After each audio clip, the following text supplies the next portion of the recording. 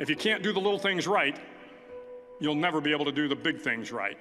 So if you want to change the world, start off by making your bed. If you make your bed every morning, you will have accomplished the first task of the day. It will give you a small sense of pride, and it will encourage you to do another task, and another, and another.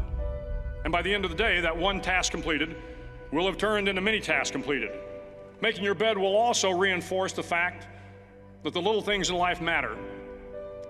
And if by chance you have a miserable day, you will come home to a bed that is made, that you made. Over a few weeks of difficult training, my SEAL class, which started with 150 men, was down to just 42. There were now 6 boat crews of 7 men each.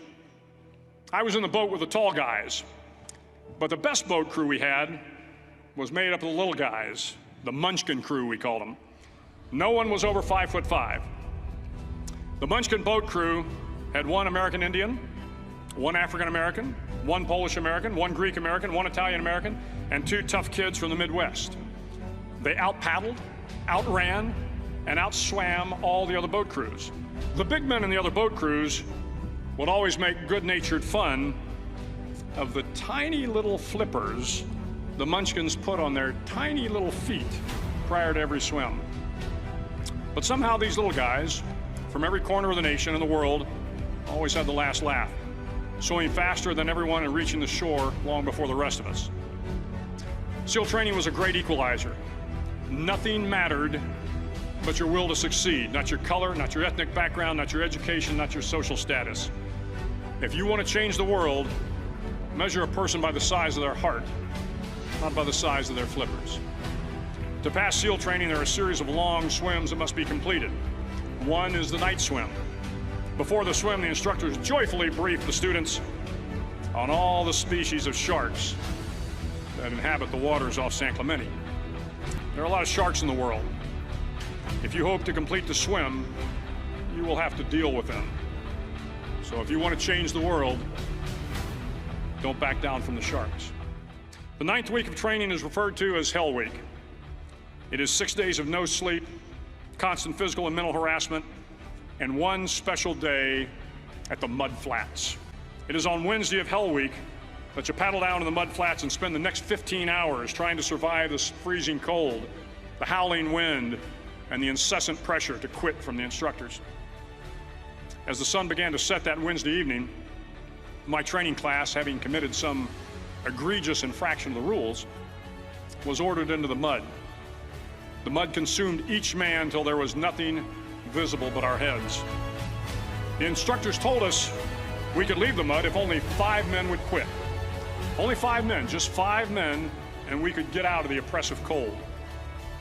Looking around the mud flat, it was apparent that some students were about to give up. It was still over 8 hours till the sun came up. 8 more hours of bone-chilling cold. The chattering teeth and the shivering moans of the trainees were so loud, it was hard to hear anything. And then one voice began to echo through the night. One voice raised in song. The song was terribly out of tune, but sung with great enthusiasm. One voice became 2, and 2 became 3, and before long, everyone in the class was singing. The instructors threatened us with more time in the mud if we kept up the singing, but the singing persisted, and somehow the mud seemed a little warmer, and the wind a little tamer, and the dawn not so far away. If I have learned anything in my time traveling the world, it is the power of hope.